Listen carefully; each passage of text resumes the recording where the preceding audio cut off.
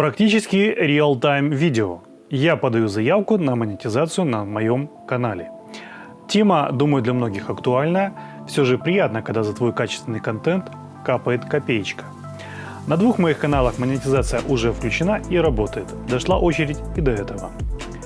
Хоть я записываю это видео на русском, оно будет не одинаково полезным всем, потому что на России монетизация на YouTube практически недоступна. Будь вы тупая русня или хороший русский. Кстати, вторые за это смело могут сказать спасибо первым. Итак, по правилам YouTube, монетизация доступна, если на вашем канале не менее 1000 подписчиков и за год не менее 4000 часов просмотров обычного видео, то есть без учета просмотров шортс. Для стримеров и геймеров вроде отдельные условия, я про них не в курсе. Кроме этого, весь контент на канале должен соответствовать правилам.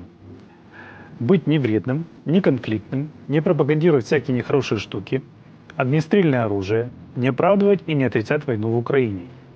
Про монетизацию военного контента могу записать отдельное видео, если кому нужно. Опыт есть. Итак, я дождался, когда на канале будет 1000 подписчиков, без всяких накруток. У меня 4 «да», и я смело могу подать заявку. Первое. Нужно обязательно ознакомиться и согласиться с правилами. Второе. Подключить или, если его нет, создать аккаунт в Google AdSense. У меня он есть, я его просто сюда подтягиваю. Думаю, с созданием нового никаких проблем не возникнет. Главное указывать правдивую и корректную информацию, потому что вам потом еще заполнять налоговую форму американского налогоплательщика. Первые два пункта выполнены и автоматически запускается третий. YouTube проверяет ваш контент на соответствие правилам сообщества. Сама процедура занимает обычно около суток. Искусственный интеллект как раз проверяет названия, обложки, описания, теги, сами ролики на наличие подозрительных триггеров.